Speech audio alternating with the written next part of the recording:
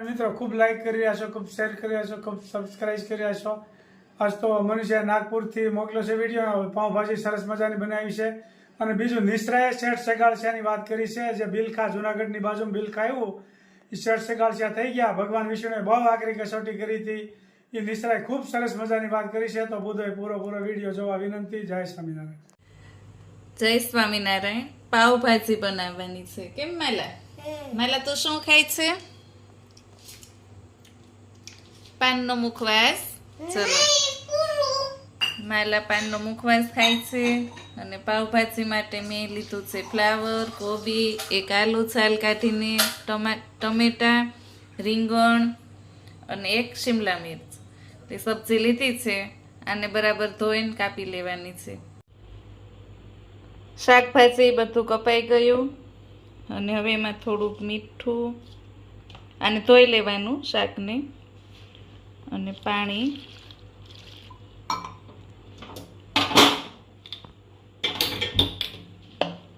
બાફવા મૂકવાનું। શાક સરસ બફાઈ ગયું, એને મેશરની મદદથી આવી રીતે મેશ કરી લેવાનું, અધકચરું એવું। 3-4 ટમેટા અને એક શિમલા મિર્ચની આપણે ગ્રેવી બનાવવાની। તેલ મૂક્યું છે, સાથે થોડું બટર નાખ્યું છે, ટમેટાની પ્યુરી છે, આદું છે, પાવભાજી મસાલા છે અને કાશ્મીરી લાલ મિર્ચ। તો આપણે હવે એનો વઘાર કરવાનો છે। તેલ ગરમ થઈ જાય એટલે આપણે જીરાનો વઘાર કરીશું। જીરું સતળાઈ જાય એટલે પ્યુરી,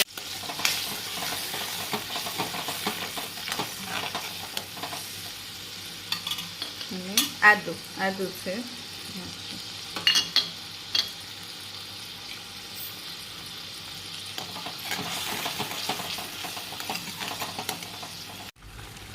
પાવભાજી મસાલો છે, પાવભાજી મસાલો લેવાનો, કાશ્મીરી લાલ મિર્ચ, સ્વાદ પ્રમાણે મીઠું,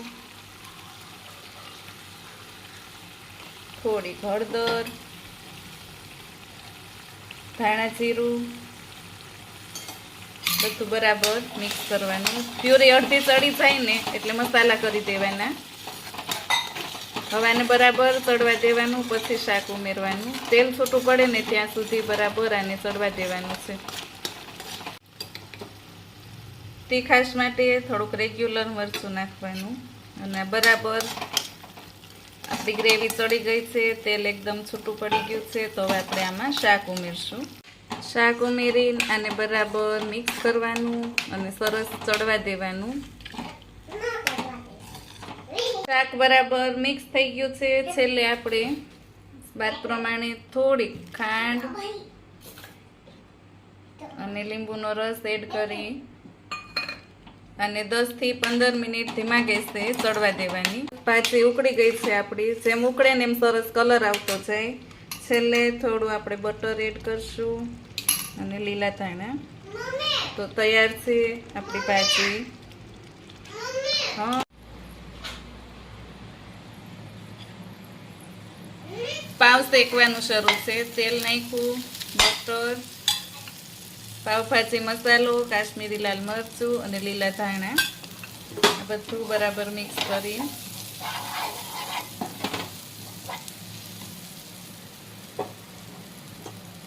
પાવ મૂકવાના।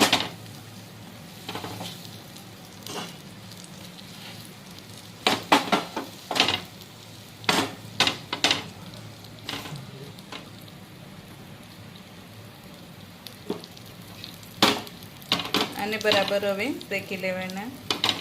આ પાવ શેકાઈ ગયા છે અને તૈયાર થઈ ગયા છે।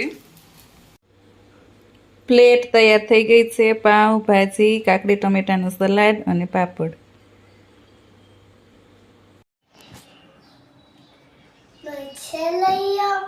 અને એના મમ્મી પપ્પા હતા,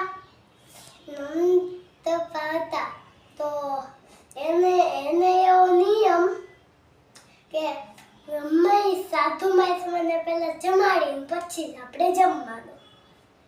તે કોઈ દી સાધુ માસમાં મળ્યા નહીં। એક દી જો, 2 દી જો, 3 દી જો, પછી આમ ફરવા ગયા તે વિષ્ણુ હતા ને એ આ લોકોની પરીક્ષા કરવા આવ્યા હતા. કેટલીક પૂજા કરે છે. તે નદીના કિનારે બેઠા હતા. એ પછી રસ્સી ને લોહી ને નીકળવાનું નકરું કરે. આ પછી માથેથી નકરા લોહીના ટીપા પડે ને એવા વહેમાં આવ્યા. તે કીધું આવડા સલૈયાના મમ્મી પપ્પાએ કે અહીંયા કેમ બેઠા છો? હાલો અમારા ઘરે અમે તમને જમાડીએ. અમારો નિયમ છે મમ્મી સાથે મને જમાડી પછી જમવાનું. અમારા ઘરે હાલો. તો કે નહીં, તમે અમને નો જમાડી શકો. અમે આવા ભિખારી, તમે અમને નો જમાડી શકો. તો કે સલૈયા મમ્મી પપ્પા કે અરે નહીં જમાડી હાલો અમારા ઘરે. તો કે કાંઈ નહીં હાલો, પણ મને અહીંયા રસીને એવું નીકળો તમે મને કેમ તેડીશો? કેવી રીતે લઈ જાઓ? તો પછી જે ઓલા સલૈયાના પપ્પા હતા ને એક મોટો અવડું કાક તપેલું કે એવું કાક લઈ આવ્યા. એમાં એને બેહાડી દીધા. પછી ઊંચું કરીને અને ઘરે લઈ આવ્યા. તો કે તમે મને ચા લઈ આવ્યા? હા તમે મને ચા લઈ આવ્યા. તમે મને પાછા મૂકી જાઓ. આમ કરવાનું કરું આમ કરે.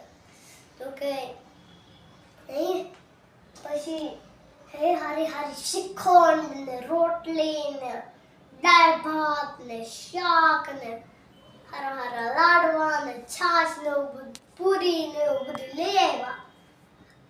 તન થતું મહિતમાં એમ કીધું આલ્યો જમો. તો કે હે અમે આવું થોડું જમી એમ કરીને કાકરો એનો અમે આવું થોડું જમી. અમે તો ઓલા પક્ષી હોય એના બધા હાડકા તૂટેલા જમે.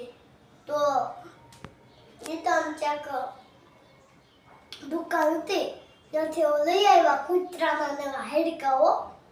પછી મામા મનતા લઈ આવ્યા. કોક ભાઈ ગયું તો અવડા મોટા ભગતા ને આવું લઈને જાય છે. તો એ ઓલા જે એના પપ્પા હતા ને સલૈયાના પપ્પા એ કે નહીં આમાં તો ફૂલ છે. તો બોલા 3-4 જણા થઈને ઉશ્કેન કર્યો ને તે ઢોળાનો. તેમાંથી નકરા ફૂલડા નીકળ્યા. કેમ ફૂલડા નીકળ્યા ખબર? એ આજે ઓલામાં ગોરી હતા ને એ ભગવાન હતા, વિષ્ણુ એવા. આ લોકોની પરીક્ષા કરવા આવ્યા હતા. સલૈયાની પરીક્ષા કરવા આવ્યા હતા. એ વિષ્ણુ હતા ભગવાન. એટલે એને એવો મંત્ર માર્યો ને ત્યાંથી ઓલા માસ હતા ને એમાંથી ફૂલડા બની ગયા. તે જોયું હા લે આ તો ફૂલડા છે, આમાં તો ફૂલડા છે. પાછા ભરીને એ તો બધા ફૂલડા વીણે ટોપલામાં ભરીને લઈ આવ્યા. ઓલામાં ગોરી હતા એને ખોલીને આપ્યું. આલ્યો આ માંસ ખાઓ. તો કે અમે આવું થોડું ખાઈ. તો કે તો તમે કેવું ખાઓ? સલૈયા મમ્મી પપ્પા કહે. તો કે તમારો છોકરો છે? તો કે હા અમે તો એનું માંસ ખાઈ. તો કે લ્યો હવે હું કરું? તે એનો છોકરો સલૈયો તો ઈ ગયો તો સ્કૂલે. તે સ્કૂલથી કોક માણસ એવા વાત સાંભળી છે ને આવી વાત કીધી તો એને ખબર પડી ગઈ કે હવે એના છોકરા નાગડે માર નાખશે. તો એ જલ્દી એના સ્કૂલે ગયો. સલૈયાના છોકરાને સ્કૂલે જઈને કીધું કે તું અહીંથી ભયો જા. તારા પપ્પા આગળ આવે છે ને એ તને મારી નાખશે. ઓલા ગોરી બાવા આવ્યા છે એને તારો માંસ ખાવું છે. તો કે મારે ભગાય થોડું, હું ભાગું તો આખી ધરતી ધ્રુજે, મારે નો ભગાય. પછી તો આવ્યા સલૈયાના પપ્પા ઘરે. તે તો સલૈયાનો દફતર પહેરીને આવ્યો ઘરે. કે હું છે? કે આને તારું માંસ ખાવું છે. ત્યાં તો ઓલા જે સલૈયાના પપ્પા હતા ને એના અહીંયા ભેટમાં આમ પટ્ટો બાંધેલો હોય એને ભેટ કહે. એમાં એક તલવાર પડી હતી મોટી. આમ કરીને તલવાર કાઢી અને સિલાઈ અને પોતાના મોઢું હોય એના હાથે આમ કરીને ગળી નાખ્યું પડ્યો હેઠો. ડોકું કપ નાખ્યું પોતાના હાથે. પછી ગઈ પછી એના કટકા કરીને એને ખાંડો એ સેલૈયાનો પછી ખાંડી કીધું કે આલ્યો ખાવા. બોલા કે તમારા છોકરાનો છે આ દીકરો? તો કે હા મારા જ છોકરાનો છે, આલ્યો ખાવ. કે એમ નહીં, તમે નવા કપડાં પહેરો ને તમે પછી ગીત ગાતા અહીંયા આવો ને પછી મને આપો, પછી હું ખાઉં. નવા કપડાં પહેર્યા છે મમ્મી પપ્પાએ બે નવા કપડાં પહેર્યા. હાલતા ગીત ગાતા આવ્યા. ગીત ગાતા ત્યાં આપ્યો, આલ્યો અમારા છોકરાનું ખાવ. ઓકે લે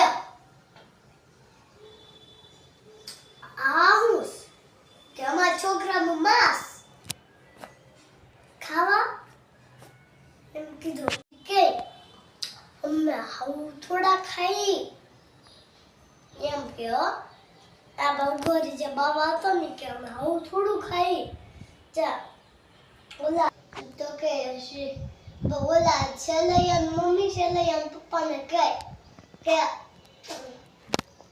તારે મૂંઝાતો નહીં, મારે અહીંયા પેટમાં જ બીજા 4 બાવલા આમ જોઈ આમ કટાર ખેંચવા જાવ ને, કટાર ખેંચીને આમ જાંડાડવા જાવ ને ત્યાં ગોરી બાવા હતો ને આમાં પકડી લીધો, અસલ પોતાનો રૂપ લઈ લીધું, વિષ્ણુ બની જા. પછી આમ કરીને ઓલા હેડકા તેનો કર્યો ઘા, જે એનો છોકરો હતો એનો ઘા કર્યો એટલે તરત ઊભો છો ખંભામાં દફતર ને નવા કપડા ને ઊભો છો. સેલૈયો પછી એના મમ્મી પપ્પાને પગે લાગ્યો, ભગવાનને પગે લાગ્યો. પછી બધા એમને સુખીથી રહેવા માંડ્યા. વાત પૂરી.